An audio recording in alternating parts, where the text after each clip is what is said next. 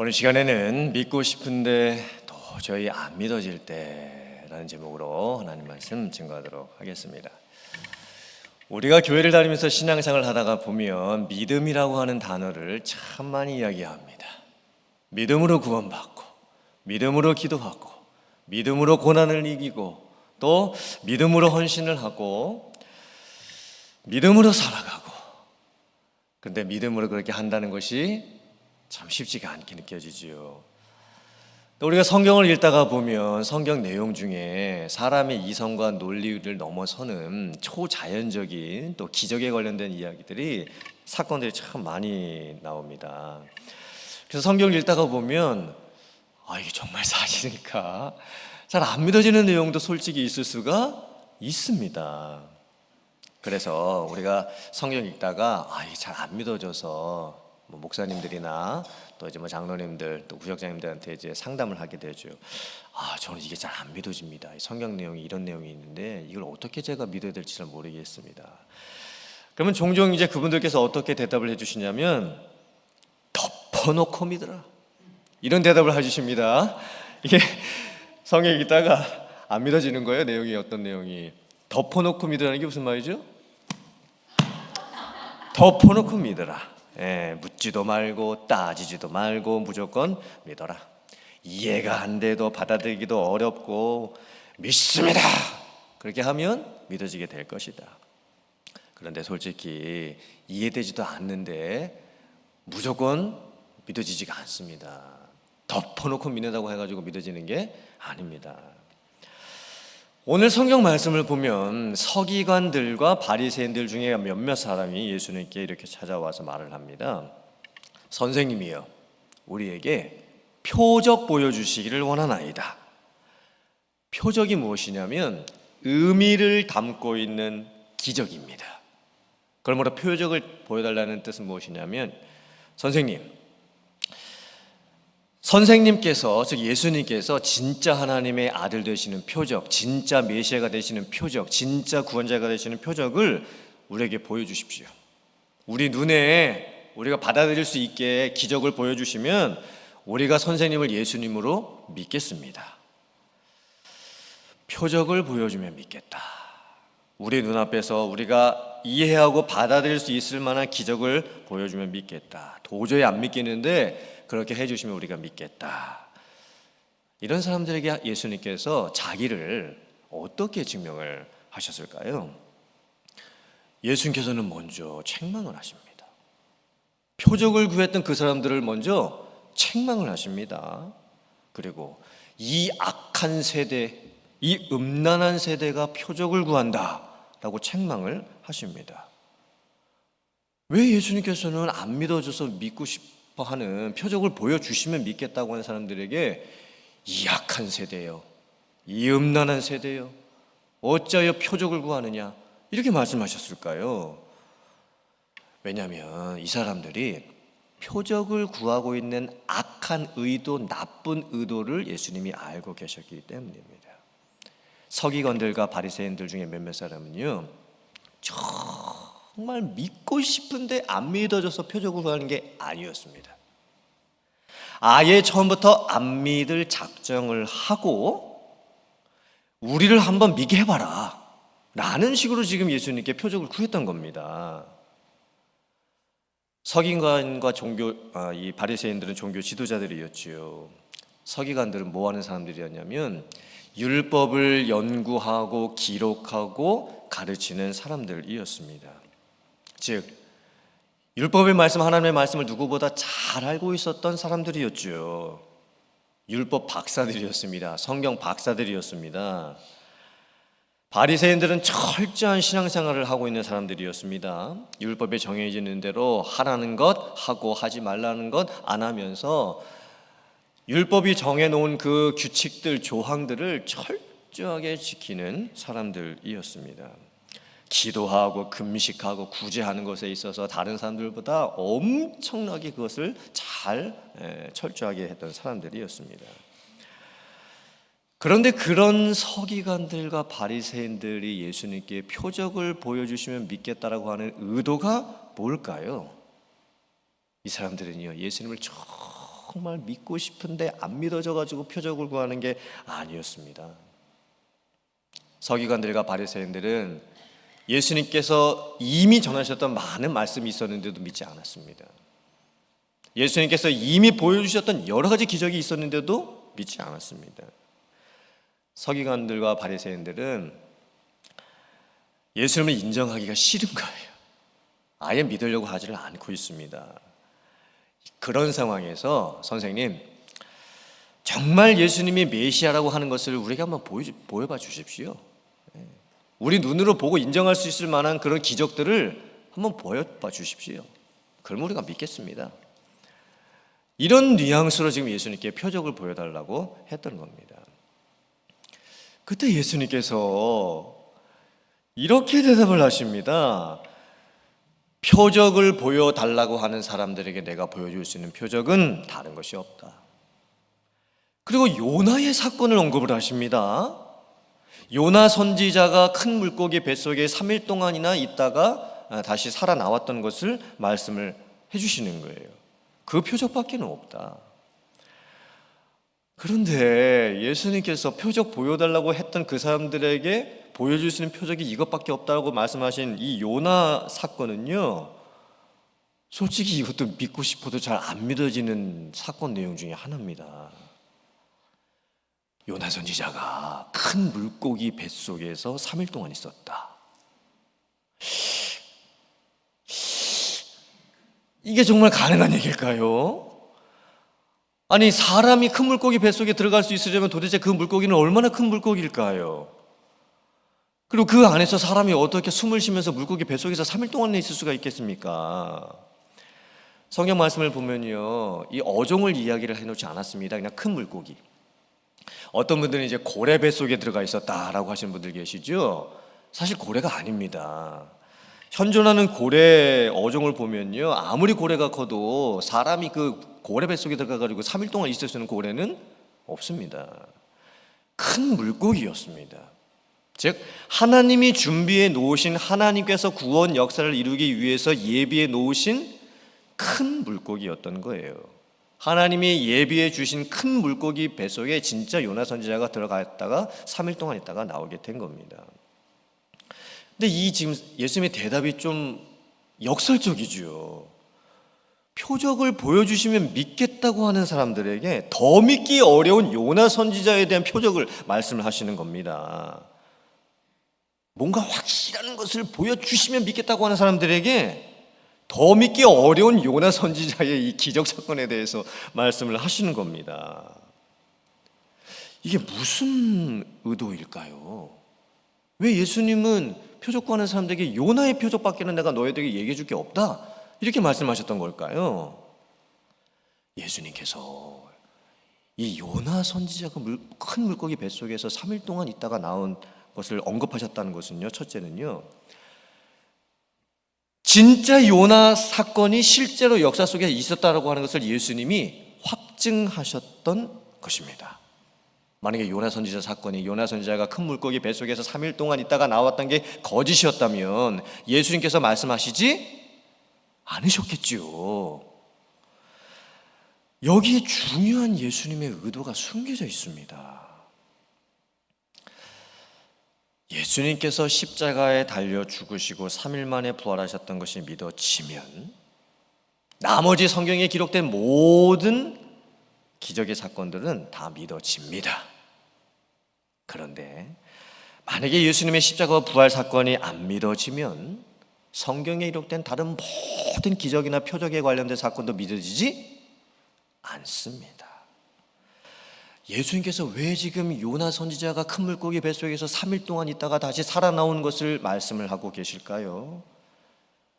예수님께서 곧 십자가에 달려 죽으시고 3일 만에 부활하시게 될 것을 요나 선지자의 사건하고 연결지어서 말씀을 하고 계시는 거예요. 예수님의 의도는 이렇습니다. 예수님께서 장차 앞으로 십자가에 달려 죽으시고 3일 만에 다시 사셔서 부활하시게 될 텐데, 그것이 표적을 구하는 사람들과 세대 사람들에게 보여줄 수 있는 유일한 표적이다. 나를 믿지 않고는 다른 그 무엇도 믿어지지 않을 것이다. 나를 믿는 자는 그 모든 것이 다 믿어지게 될 것이다. 예수님께서 지금 표적 보여달라고 했던 그 사람들에게 왜 요나의 사건 말씀하시고 그것을 비유로 엮으셔가지고 예수님께서 장차 십자가에 죽으시고 3일 만에 부활하시게 될 것을 말씀을 하셨냐면, 예수님께서 십자가와 부활을 통해서 보여주실 그 사건이 최종적이고 완전하고 유일하고 거부할 수 있는 구원의 표적이었기 때문입니다. 요나 선지자가 3일 동안 큰 물고기 뱃속에 있다가 다시 살아나온 것, 그것은 예수님의 십자가와 부활 사건을 예표해 주었던 사건이었습니다.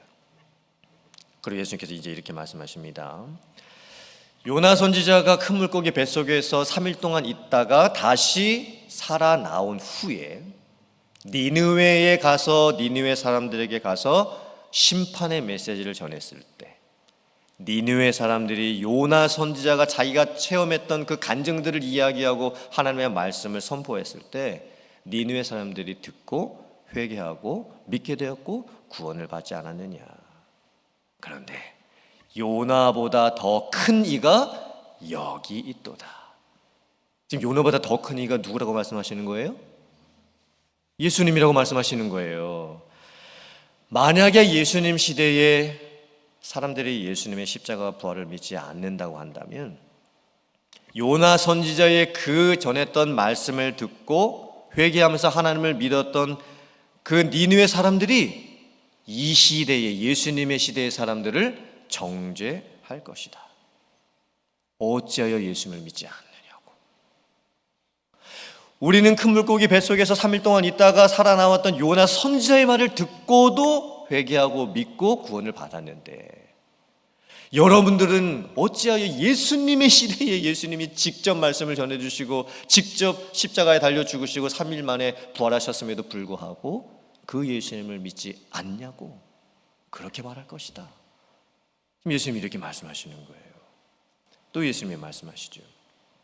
솔로몬 왕 시대에 남쪽에 있었던 남방 스바 여왕이 솔로몬 왕이 누구인지를 보고 싶고, 솔로몬 왕이 가지고 있었던 권세와 영광이 주변 나라들에게 다 알려져 있던 상황에서 정말 이 솔로몬 왕이 다스리는 나라는 얼마나 큰 나라인가 궁금해가지고 그 먼 곳에서 솔로몬 왕을 찾아와서 본 적이 있었습니다. 그리고 솔로몬 왕을 보고 와, 정말 솔로몬 왕이 있구나. 와, 정말 솔로몬 왕이 통치하고 있는 이 엄청난 나라가 있구나 라고 하면서 솔로몬을 진짜 믿게 되지 않았느냐. 그런데 만약에 이 시대 사람들이 예수님이 전했던 그 말씀을 듣지도 않고 믿지도 않는다라고 한다면 남방 여왕이 와가지고 이 시대 사람들을 정죄하게 될 것이다. 어찌하여 예수님을 믿지 않았느냐고. 자기는 솔로몬 왕을 보고 싶어서 그 왕 한 명도 자기가 먼 거리에서 궁금해가지고 찾아와가지고 직접 자기가 눈으로 보고 그 솔로몬 왕을 믿게 됐는데, 어찌하여 이 시대 사람들은 솔로몬 왕보다 더 큰 이가 오셨음에도 불구하고 믿지 않는 거냐. 이렇게 이야기를 하게 될 것이다. 오늘 이 말씀을 통해서 하나님께서 우리들에게 주시고자 하시는 이 은혜와 또 도전과 결단은 무엇일까요? 사실 우리들도 똑같습니다. 믿음이라고 하는 것은 두 가지의 요소가 있습니다. 첫째 믿음은 무엇이냐면 시인입니다. 둘째 믿음은 무엇이냐면 신뢰입니다. 무엇과 무엇이라고요? 믿음이 첫째는 시인이 뭡니까? 인정하는 거예요. 그렇습니다, 사실입니다 라고 하는 게 시인의 믿음입니다. 그럼 신뢰의 믿음은 뭘까요? 하나님과의 관계를 맺으면서 하나님께서 지금 행하고 계실 것과 앞으로 행하실 것들도 다 그 약속을 믿고 따라가는 것이죠. 신뢰하는 것, 그게 믿음입니다. 교회를 처음 다니시는 분들은, 초신자분들은 시인하는 믿음에서 문제가 생길 수가 있습니다. 시인이라고 하는 것은 믿습니다, 인정합니다, 맞습니다, 그렇습니다, 사실입니다 이렇게 하는 게 시인이잖아요. 처음 이제 교회를 다니시게 되면 하나님이 천지를 창조하셨습니다 시인하고, 예수님께서 십자가에서 죽으시고 3일 만에 부활하셨습니다 시인하고, 성경이 정황무어한 하나님의 말씀입니다 인정하고, 성경에 기록된 모든 것이 정말 사실을 기록한 사건 내용이었습니다 라고 인정하는 게 어려울 수가 있습니다. 시인이 안 될 수가 있죠. 시인하려고 하는데 그게 안 될 수가 있는 거예요. 그렇게 연약한 믿음이 있을 수가 있습니다. 교회를 오래 다니신 분들, 신앙생활을 오래 하셨던 분들은 신뢰하는 믿음에 문제가 생길 수가 있습니다. 신뢰는 하나님이 행하고 계신 것, 하나님이 앞으로 행하실 것, 그 약속을 바라보면서 끝까지 하나님과 함께 가는 겁니다. 하나님과 같이 동행하면서 살아가는 것. 근데 우리가 교회를 아무리 오래 다녀도, 신앙생활 내가 몇십 년을 해도 신뢰하는 믿음에 문제가 생길 수도 있는 거예요. 우리가 인생을 살다가 보면 갑자기 건강이 나빠지고 아파질 때가 있습니다. 내 몸이 왜 이럴까? 갑자기 중병이 들고 갑자기 이 건강 문제가 생길 수가 있지요. 직장생활, 비즈니스 하면서 내가 아무리 열심히 일해도 요즘처럼 이 세상이 돌아가는 정세가 너무나 급격하게 변하고 정말 이해되지 않는 사건들이 이 세상에 요즘처럼 너무나 많이 일어나는 상황 속에서는 내가 이거 정말 어떻게 이거 돈을 벌고 살 수 있을까? 어떻게 내 가정을 책임지고 살아갈 수 있을까? 이게 참 너무 힘들 때가 있습니다. 기도를 해보고 말씀을 봐도 마음은 답답하고 걱정은 되고 뭐 여러 가지 근심이 밀려오고, 교회 안에서조차도 뭐 인간관계 문제도 생길 수 있고 너무나 힘든 일들이 생기게 되죠. 그때 우리의 신뢰하는 믿음이 흔들릴 수가 있습니다. 아무리 교회를 오래 다녔어도, 아무리 신앙생활을 오래 했어도 정말 하나님이 나와 함께 계시는 게 맞는 걸까? 정말 하나님이 내 형편을 알고는 계시는 걸까? 정말 하나님께 내가 이렇게 기도를 한다고 해도 하나님이 정말 이 기도를 들어주시는 게 가능한 걸까? 이렇게 신뢰하는 믿음에 문제가 생길 수가 있는 거예요. 그렇다면 이 믿음의 두 축, 시인하는 믿음이 잘 안 되고 신뢰하는 이 믿음이 잘 안 될 때 어떻게 하면 될까요? 어떻게 해야 되는 걸까요? 자, 앞에 있는 화면 보시고 마가복음 9장 24절의 말씀 같이 봉독해 보겠습니다. 시작. 곧 그 아이의 아버지가 소리를 질러 이르되 내가 믿나이다. 나의 믿음 없는 것을 도와주소서 하더라. 나의 믿음 있는 게 아닙니다. 믿기는 하는데, 근데 나의 믿음 없는 것을 도와주시옵소서. 지금 이렇게 내용이 나오고 있습니다. 귀신 들린 아들을 둔 아버지가 있었습니다. 그 아들이 귀신이 들려서 거꾸러집니다. 입에서 거품을 흘립니다. 이를 막 갑니다. 그리고 몸이 쇠약해지고 파리해져 갑니다. 근데 예수님의 제자들조차도 그 귀신 들린 아들을 고치지 못했습니다. 근데 이제 예수님께서 이제 오신 거죠. 그때 이 귀신 들린 아들을 두었던 아버지가 예수님께 고백하는 거예요. 제가 믿습니다. 그런데 예수님, 제가 믿기는 믿는데 제 믿음이 완벽한 믿음이 아닙니다. 제 믿음이 절대적 확신을 갖고 있는 믿음이 아닙니다. 제가 제 믿음을 아는데 제 믿음이 너무 부족한 것 같습니다. 예수님, 저의 믿음 없는 것을 도와주시옵소서. 이 아버지는 자기 자신의 믿음이 연약하다는 것을 솔직하게 인정했습니다. 제가 다 믿지 못하겠지만, 믿기는 믿는데 정말 그게 다 믿어지기가 이게 너무 어려워서 믿기는 믿는데 제 믿음이 연약합니다. 저의 믿음 없는 것을 도와주시옵소서. 그렇게 솔직하게 간구했을 때 예수님께서 말씀해 주십니다. 믿는 자들에게는 능치 못함이 없느니라. 그리고 그 귀신 들린 아들을 고쳐주신 거예요. 자, 우리들 중에서도 간혹 우리 성도님들 중에서 예전에 이제 간증들 들어보면 큰 병에 걸리셨을 때, 그리고 병에 들어가지고 치료가 안 되고 있었을 때, 뭐 약을 먹어봐도 안 되고 의사를 찾아가봐도 안 되고 병원을 찾아가봐도 안 되고 그럴 때 이제 누구 얘기를 듣고 교회 한번 가보지 않겠냐, 그리고 목사님한테 한번 기도 한번 받아보지 않겠냐, 그리고 이거 기도 한번 해보면 나을 수 있다. 이제 누가 얘기를 해줬을 때 그 얘기를 듣고 이제 교회를 처음 가시게 됐던 이제 분들이 있습니다.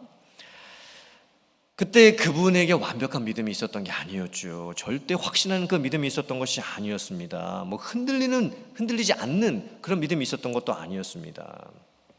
하나님도 잘 모르던 상태예요. 예수님도 잘 안 믿고 있었던 상태입니다. 그냥 누구의 권유를 받고 교회 가보자, 목사님께 기도 받아보자, 같이 기도해보자, 그럼 나을 수 있다, 이끌려서 그냥 간 거예요. 그런데 마음이 너무 절박하지요. 그리고 마음이 너무 막 급합니다. 간절하지요. 막 어떻게 할 수가 없는 그런 너무 힘든 상황인 거예요. 그래서 그냥 그런 마음 갖고 교회 갔고, 그리고 목사님 기도 받고, 그리고 같이 기도를 했던 거예요. 근데 나았습니다. 이게 너무 신기한 거 아닙니까? 하나님께서는요, 연약한 믿음이나 부족한 믿음이나 잘 모르는 믿음에조차도 응답을 해 주십니다. 그렇게 치유를 받고 나서 그분에게 이제 믿음이 생기지요. 이게 경험에서 오는 믿음이 생기는 거예요. 그리고 나서 이제 교회를 다니게 되면서 하나님이 이런 분이셨구나, 예수님을 믿고 구원받는다는 게 이런 것이었구나, 기도하면 응답받는다는 게 이런 것이었구나 라고 하면서 그 믿음이 점점 자라는 거예요. 이런 간증들을 제가 많이 들었습니다. 하나님께서는요, 연약한 믿음에도 응답해 주십니다. 하나님께서는요, 부족한 믿음에도 응답해 주십니다. 그래서 잘 안 믿어지시는 분들은요, 그냥 솔직하게 기도하시면 돼요. 하나님, 제가 정말 믿고 싶은데 잘 안 믿어집니다. 이 성경에 기록된 내용도 정말 믿고 싶은데 잘 안 믿어집니다. 예수님도 정말 믿고 싶은데 잘 안 믿어집니다. 이 고난을 기도하면서 이 기도하면 응답받을 수 있다는 것을 믿고 싶은데 잘 안 믿어집니다. 솔직하게 그 믿음의 연약함과 자기 자신의 부족함을 인정하고 하나님께 맡기시면 돼요. 그러면 하나님께서 그 연약한 믿음일지라도, 부족한 믿음일지라도, 약한 믿음일지라도, 심지어 의심하고 있는 상황일지라도 하나님께서 응답해 주시는 줄 믿습니다. 그리고 그 믿음에서부터 자라가게 해주시죠. 복음을 더 이해하게 해주시고, 설교가 이제 막 들리기 시작을 하고, 그리고 체험을 했으니까 이게 도대체 뭐지? 라고 하면서 그것에 대한 말씀의 확증을 이제 받아가기 시작을 하는 거예요. 그러면서 믿음이 자라가게 됩니다. 이런 믿음의 역사가 여러분에게 있을 수 있기를 주님의 이름으로 축원합니다. 자, 화면 보시고 요한복음 5장 39절 말씀 같이 봉독해 보겠습니다. 시작. 너희가 성경에서 영생을 얻는 줄 생각하고 성경을 연구하거니와 이 성경이 곧 내게 대하여 증언하는 것이니라. 아멘. 여러분들께서 성경을 읽으시거나 아니면 성경 내용을 가지고 목사님께서 설교를 하실 때 잘 안 믿어지는 내용이 있을 수가 있습니다. 정말 진짜일까? 정말 성경에 기록된 이 내용이 사실일까? 목사님이 저렇게 확신 있게 설교를 해주심에도 불구하고 저건 목사님이시니까 믿고 하시는 말씀이겠지 라고 하면서 잘 안 믿겨지시는 분들이 계실 수가 있으실 거예요. 이 성경 내용들에 대해서 이게 잘 안 믿어지시는 분들이 계실 겁니다. 그런데요, 여러분들이 성경을 읽으시면서 궁금해했던 그 모든 내용들은요, 이미 나보다 먼저 살았던 분들이 다 했던 질문들입니다. 왜냐면 나보다 똑똑한 분들, 나보다 더 지식 있는 분들이 더 많고요, 내가 했던 이 모든 질문들을요, 나보다 먼저 살았던 분들이, 죽었던 분들이요, 이미 다 하셨던 질문들이에요. 그리고 기독교의 그 긴 역사 속에서 교회는 그 질문에 대한 답들을 다 만들어 놓았습니다. 제가 성경이 잘 안 믿어져서 고민입니다 라고 그렇게 말씀하시는 분들께 제가 솔직히 여쭤볼게요.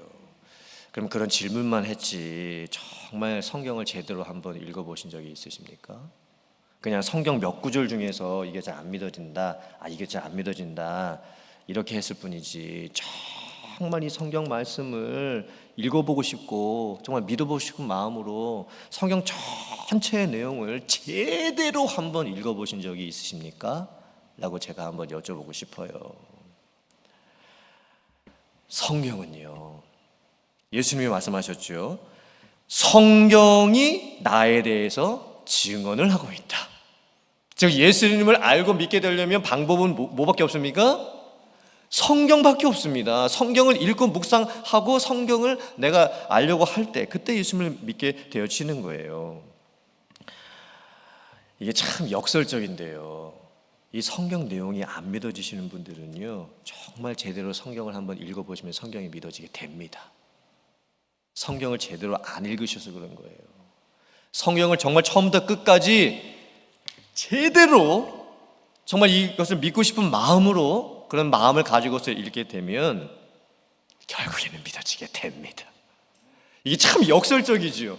성경이 안 믿어지는 사람에게 성경을 읽어보라고 하고 그분이 정말 제대로 한 번만이라도 성경을 처음부터 끝까지 제대로 읽어보면요, 성경 스스로가 성경이 진짜라고 하는 것을 자증하고 있고, 성경 스스로가 예수님에 대해서 증거하고 있고, 성경 스스로가 구원에 대해서 증거하고 있기 때문에 우리는 이 성경을 통해서 우리의 연약한 믿음을 다시 찾고 그 믿음 가운데 굳게 서게 될 줄 믿습니다.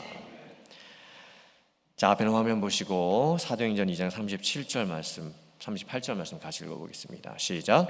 그들이 이 말을 듣고 마음에 찔려 베드로와 다른 사도들에게 물어 이르되, 형제들아, 우리가 어찌할꼬 하거늘? 베드로가 이르되, 너희가 회개하여 각각 예수 그리스도의 이름으로 세례를 받고 죄 사함을 받으라. 그리하면 성령의 선물을 받으리니. 아멘. 우리에게 시인하는 믿음이 없거나 부족하고 또 신뢰하는 믿음이 없거나 부족할 때 우리는 성령의 도우심을 구해야 합니다. 그래야 그 문제를 해결할 수가 있습니다. 특별히 이제 예수님을 잘 못 믿고 계시는 분들, 교회를 다니시긴 하지만 이제 가족을 따라서 교회에 오시거나 이제 누구의 전도를 받고 이제 교회에 오셨던 분들, 그분들은 아직 마음이 닫혀 있지요. 마음이 굳은 상태입니다. 그때는요, 내 죄를 깨닫고 회개할 수 있게 해달라고 성령께 구하셔야 됩니다. 예수님을 나의 주로 시인하는 것은 회개가 되지 않으면 불가능한 겁니다. 그리고 그 회개를 누가 하게 해주시는 것이냐면 성령께서 하게 해주시는 겁니다. 하나님, 제가 교회를 이렇게 다니고 주변 사람들이 전도를 받고 또 예수님을 믿고 싶은 마음이 있지만 도무지 이게 정말 믿어지지가 않습니다. 그런데 저의 믿음 없음을 불쌍히 여겨주시고 제가 회개할 수 있도록 도와주시옵소서. 성령님 간구합니다. 제가 회개할 수 있도록 도와주시옵소서. 그리고 우리들도 그분을 위해서 똑같이 그렇게 기도해주면 됩니다. 신뢰하는 믿음이 약해져 갈 때, 하나님의 존재에 대해서 정말 하나님이 계실까 의심이 들기 시작을 하고, 이 세상을 살아가는 이 현실의 문제가 너무나 크다 보니까 내 믿음을 짓누르고 있을 때, 내 믿음의 크기보다 이 세상의 문제의 크기가 더 크게 느껴지게 될 때, 그때 우리는요, 성령께 간구해야 됩니다. 도와주시옵소서. 반응하게 해주시옵소서.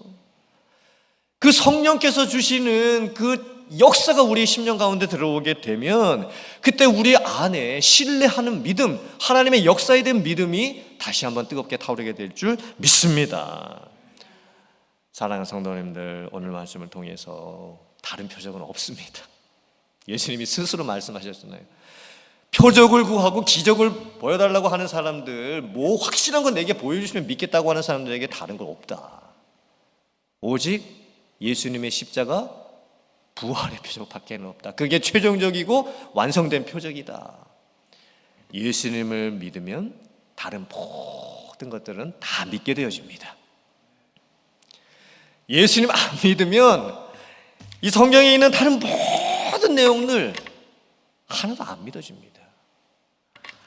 사랑하는 성도님들, 나의 믿음 없음을 도와주시옵소서. 이 솔직한 간구, 또 성경을 통한 시인, 그리고 성령을 통한 회개와 반응, 이런 모습들을 통해서 믿음의 삶을 살아갈 수 있는 여러분들 되시길 주님의 이름으로 축원합니다. 시인하는 믿음과 신뢰하는 믿음 가운데 굳게 서서 정말 믿고 싶은데 도저히 안 믿어지는 게 아니라 이제는 확실한 믿음 가운데 살아갈 수 있는 여러분들 다 되실 수 있기를 주님의 이름으로 축원합니다. 아멘.